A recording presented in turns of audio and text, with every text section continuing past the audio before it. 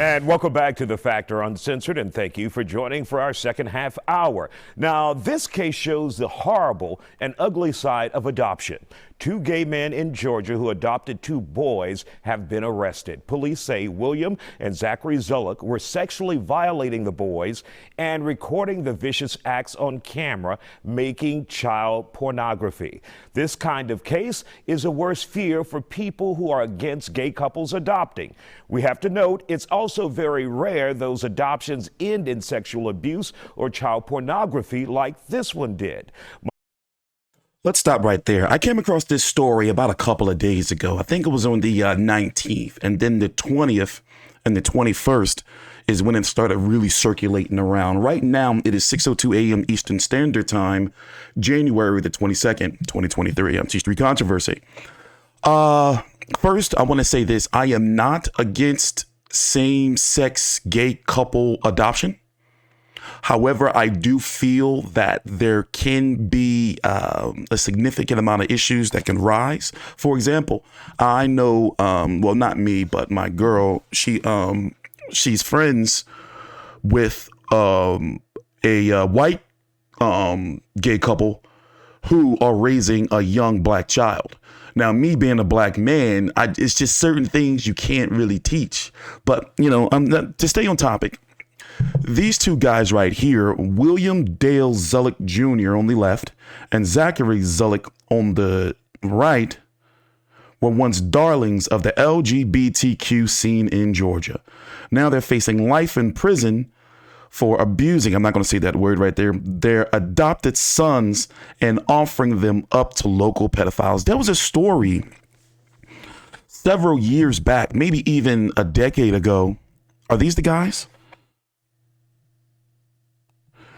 Maybe a decade ago, where there was an Asian couple. I believe one of them was a white guy and the other one was Asian, but they had adopted a very, very young child. I'm talking about like a baby toddler, and were subjecting that toddler to abuse. So here's the thing: this puts a really, really black eye on the LGBTQ community regarding adopting children. A lot of people don't like it. I don't have really any strong feelings against it. I'm just like, damn, this is kind of fucked up. So let's read this article here. Adoptive gay couple charged with, I'm not going to say that word. Their adopted sons also pimped them out to local men and sent out videos of them abusing the boys. A mysteriously wealthy, and they're always wealthy, God knows what else they've been doing or what else they've done in the past with other children.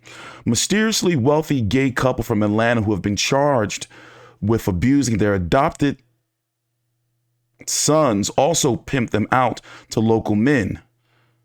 Zachary Zulock and his husband, William Dale Zulock, were once the darlings of the LGBTQ scene in Georgia. Zachary worked for a local bank branch, while William worked for the local government in customer service. But somehow the couple were raking in $7,500 a week. They also built their dream home in an area where similar properties sell for $900,000. Listen. I think it's safe to say, we're going to say allegedly, that these guys have been probably trafficking not only their adopted, or the adopted, I'm not going to say the adopted boys, but likely others as well, and are likely involved in some type of network. Where's all this money coming from? Friends and relatives are the loss of how they made so much money. In August, the pair admitted to a range of heinous crimes, including abusing and forcing their young sons to perform. Oh man, this is getting ugly. After a midnight raid on their home, during which one of the adults was hauled from the naked house. Now, thanks to investigation by Town Hall, it has emerged that not only did the sick pair abuse the boys, they also stand accused of offering up them to local men. I'm guessing these are the local men right here. Hunter Clay Lawless, 27, and Luis Armando Vizcarlos Sanchez, 25, are also in custody. Lawless told police that Zulock offered their boys up to him multiple times. He was arrested after downloading a large amount of CP that was traced by police to his Gmail address. Sanchez is in custody on a range of unrelated child crime allegations. They were taken into custody for an act of prostitution with the boys in August, but their names are only now being made public. It is unclear whether they ever met the boys or had any interactions with them, but Lawless told police he was invited to the home multiple times by Zachary Zulock after meeting him through a friend on Grindr. That is the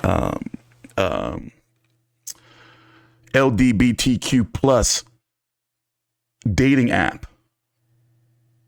Lawless told police Zulock contacted him through Snapchat, telling him he planned to, F his son that night, and warning him to expect videos of it. Cops found photos and videos of Zachary Zulock abusing the boy on Lawless' phone and computer. This is sick. The question that's been coming up is, should these guys get the death penalty?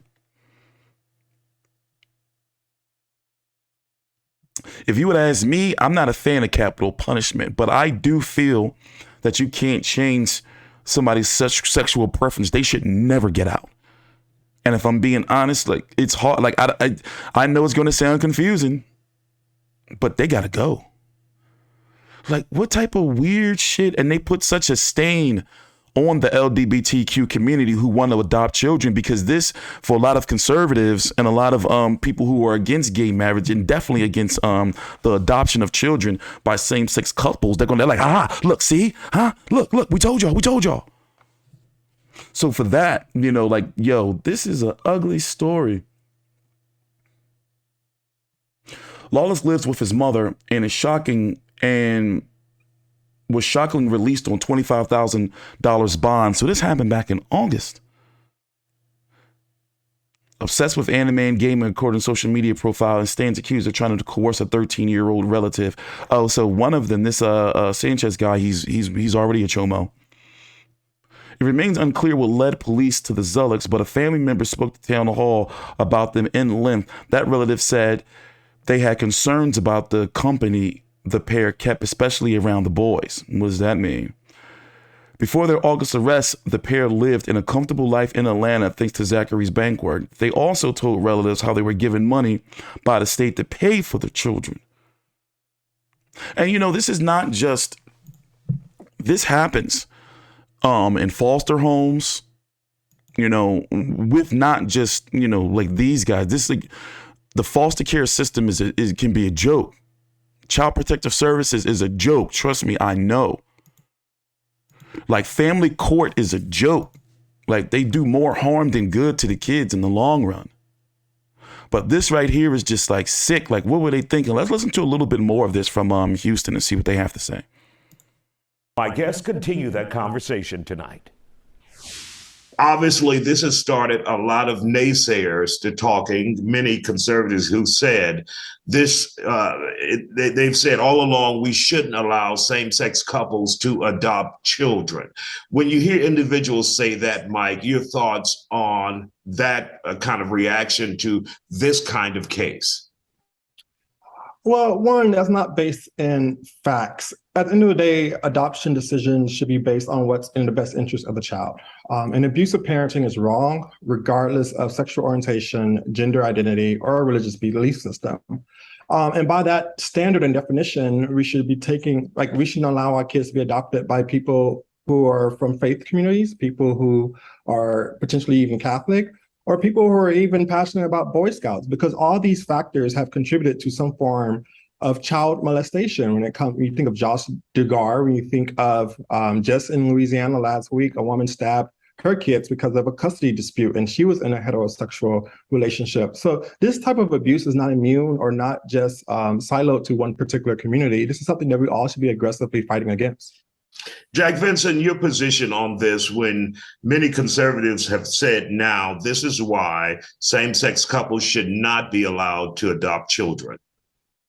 Well, along those same lines, I think that I think that allowing same-sex couples to adopt can cause some issues as terms of confusion for the children. But for me to sit here and say that there's not been same-sex couples who have raised well-acclimated children is just false. But it would also, if you say a same-sex couple is going to go out and have all of their children, every same-sex couple is going to go out and make their children participate in child porn, is like saying every priest is bad, every cop is bad, every doctor is evil. I mean, it's just not true. I do think that if you're going to adopt, regardless of whether you are in a same-sex relationship or not, I think they need to do psychological background testing. I think they need to do some questioning to make sure that these people are going to be good for the child. In reality, though, how can you really determine that? How can you say, okay, we don't know, you look like you're not, going to, hurt this child. You have no history. I mean, how do you know? Well, it's scary because you can't just say, no, you can't adopt. And you can't paint all of them with the same brush because of these sickos. But I do listen because now people are, calling for like the death penalty. They want them to go. People on both sides, LGBTQ plus and heterosexual. People want them to go. Like, this is some sick shit. And then the fact that they were so brazen, like on Snapchat, like you just like on Snapchat. And jump in. Do you think it has done some damage? I think Republicans or the far right specifically are in a space. To either one of you, if you want to answer this question, and I'd like to hear a response from both of you. Do you think what this Georgia couple has done and accused of doing has caused some damage for those who are looking for this type of red meat? To chase, saying, look, this is why they should not be allowed to adopt it. Either one of you can jump in. Do you think it has done some damage? I think Republicans or the far right specifically are in a space where they would try to find anything to discriminate against communities that they disagree with, whether you're a woman, whether you're part of the LGBTQ plus community, whether you're Black or brown. And this is one of those fuels for their far right extreme ideology. And I don't know if it's done any more damage or if it's just lent some credibility to what they're thinking. And when I say credibility, not legitimate credibility, but credibility in their own mind that this is going to reaffirm what they think is right or what they think is wrong. I do think that I don't think that in the long run it's going to make any changes. It's just like the far left who want to have new gun laws because we have some people getting shot. They're going to use whatever fodder they have to try and establish their argument. And so there's going to be people who try to use this to establish their argument. But hopefully level heads will prevail. And yeah, that's true. But look, when something like this goes on, people are going to talk and, fuel on the fire. I'm going to follow this story because really everything that I've shown you, there's nothing really it's all the same. They've had these kids since 2018? Like, geez. Them poor kids, man. And it's happened back in August and it's just coming out. But yeah, there's not, all the information that's going around is pretty much the information that's everywhere. So I'm going to follow this story. And if anything else comes up, I'm going to be making sure that I cover it. Thanks for watching. Please subscribe. Follow me on Twitter at @TStreetControversy. The link is right down below in the description box. Also, I'm going to put the link to the Isaiah Factor Uncensored, the news report from Houston 26 that I used the clips from. Thanks for watching. Please subscribe.